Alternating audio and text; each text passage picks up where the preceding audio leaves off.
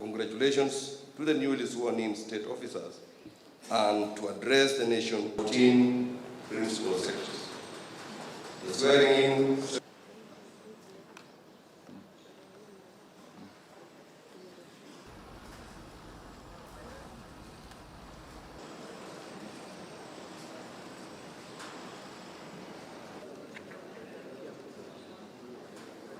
carries as many of us as possible. We are the trustees of the people and ultimately accountable for the use of power at the highest levels of government. And I congratulate all of you on your size.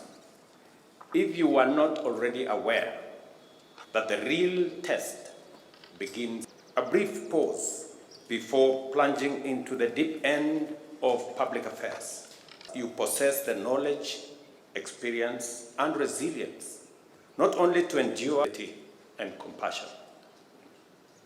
I am confident that and make sure that no child in Kenya is left. A career decision to join government at a time when forceful allegations, accusations, and demands to every citizen in every part of Kenya and managing each sector. Expectations have never been that this morning I have just referred back to Kenya as public servants. Our only valid response to criticism and demands is to perform our duties in a manner that and deeper commitment to achieving a national transformation that leaves nobody.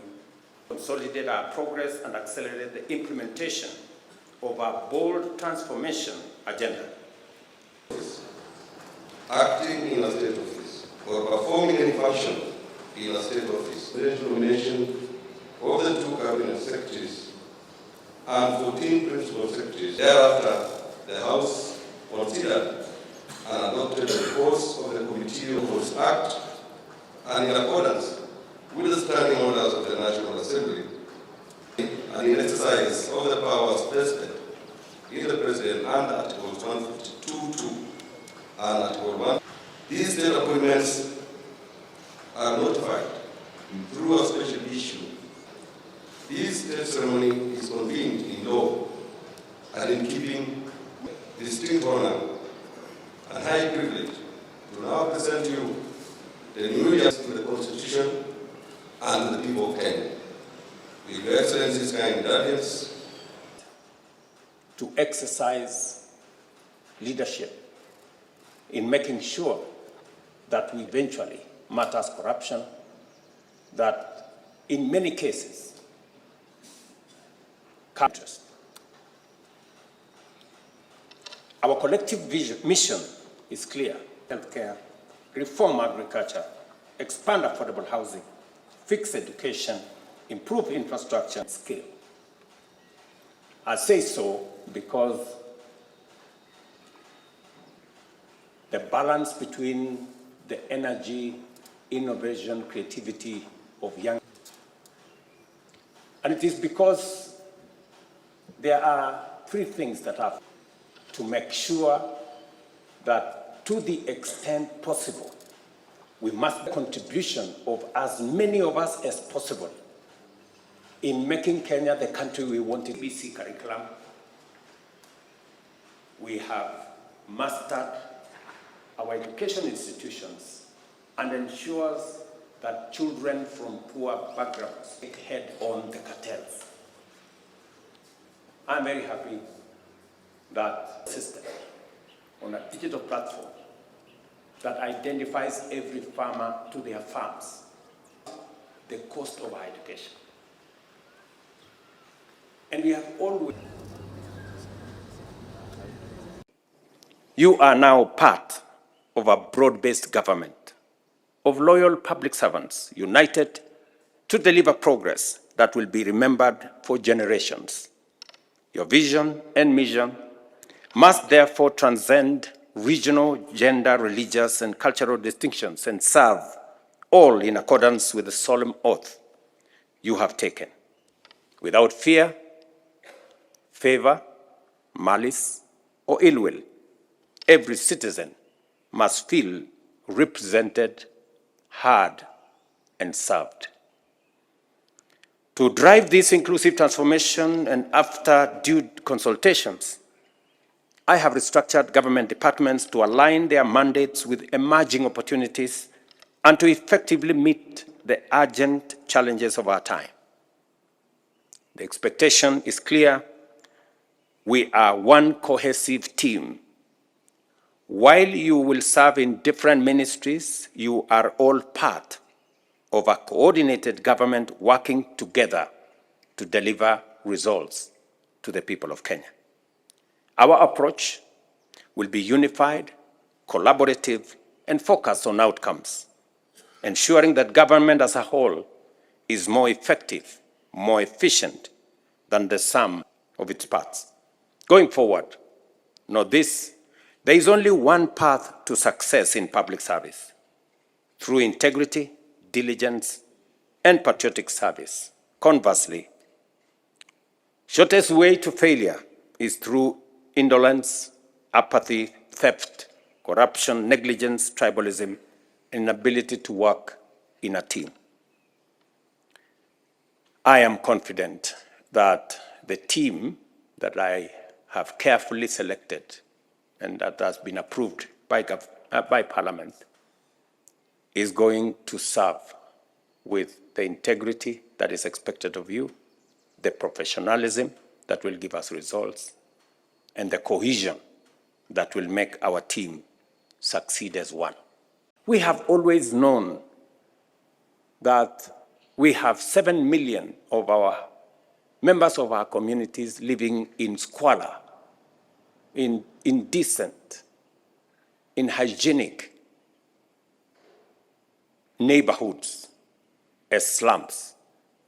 In fact, we have statistics of 1,400 slums across Kenya. And we have always known that we needed to run a program on housing. In fact, we have had it in manifestos of all parties. Even in the last election, it was both in the manifesto of Kenya Kwanza, it was also in the manifesto of Azimio. But when the rubber meets the road, everybody wants to have excuses. I am very happy that together we have now rolled out our housing program. We have close to 160,000 houses being constructed around Kenya. In fact, I'm very proud that you go to any big town today. I was in Mandera, I was in Wajir, I was in Garissa, in Mombasa, in Nairobi, in Kisumu, in Eldoret. The largest single housing estate in all our towns today, including Nyeri, is affordable housing programs. As a result of the same program, 200 and almost 50 markets are being constructed around Kenya of the 400 that are planned. Real markets that are being constructed. We've just advertised for hostels for our students in TVETs, in Kenya Medical Training Centers, and in our universities. It's possibly going to be one of the largest infrastructure programs that Kenya has undertaken. You know how difficult that decision was. And it cannot be carried to the end with only one side of the political divide. We need to carry as many Kenyans on board as possible. We all know as a nation that we have run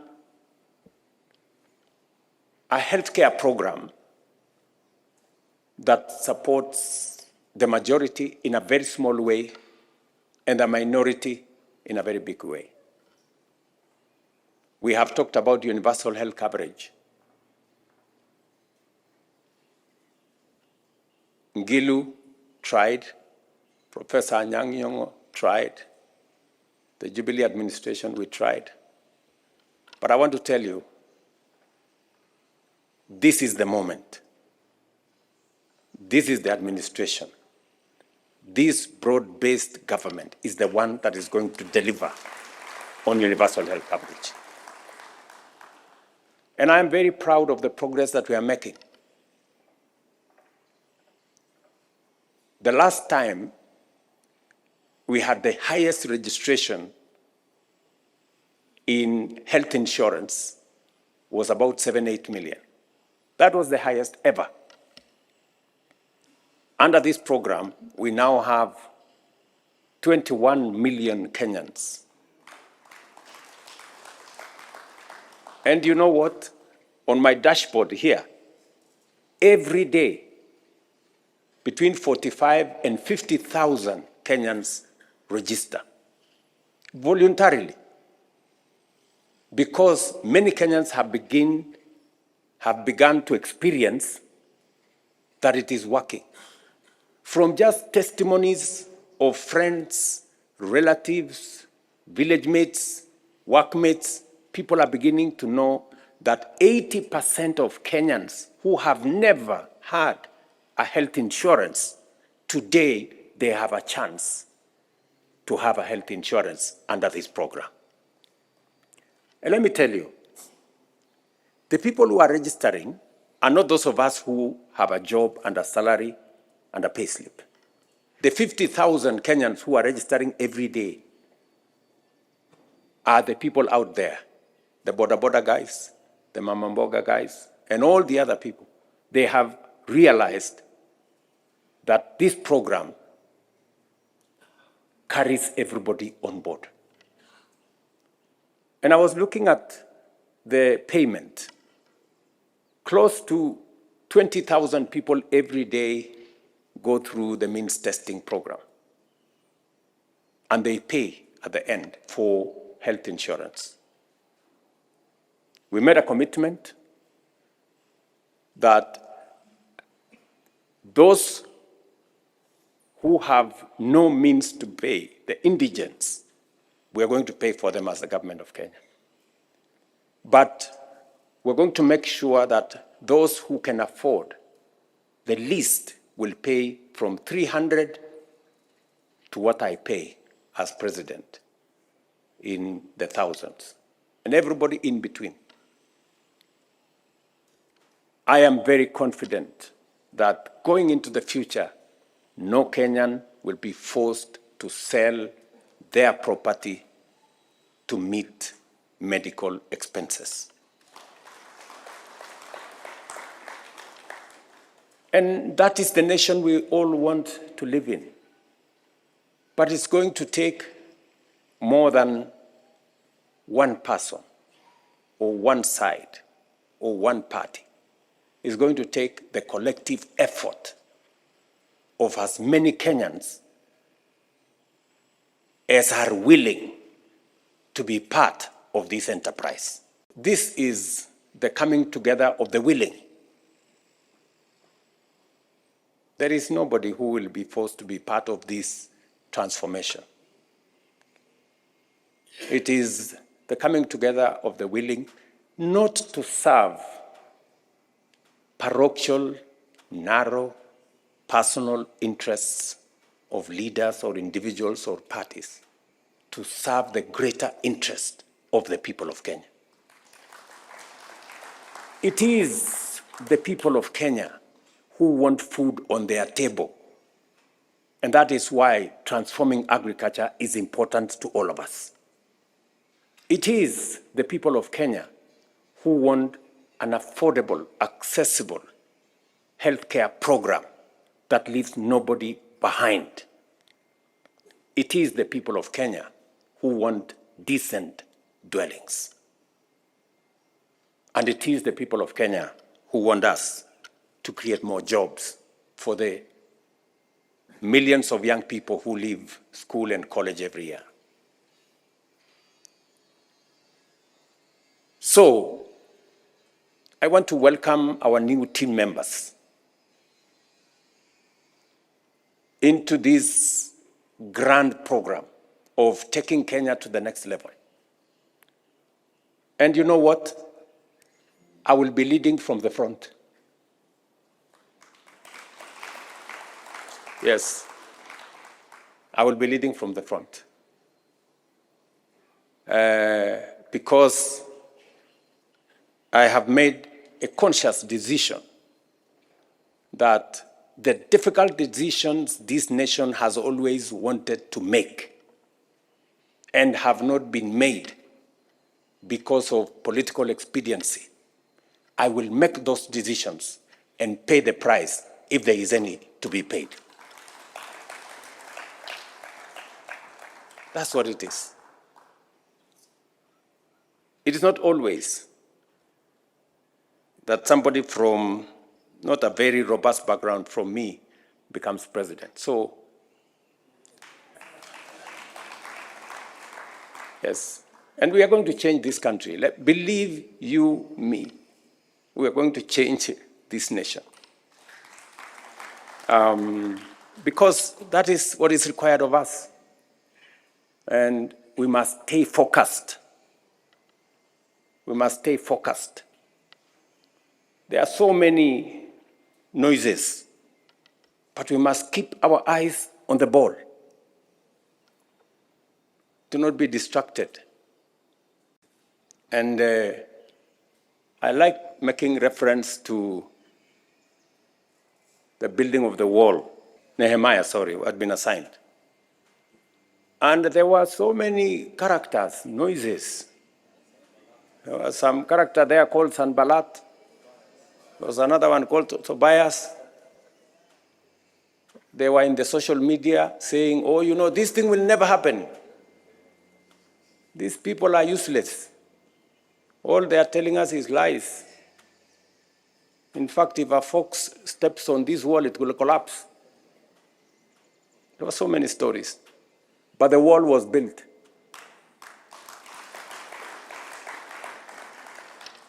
So,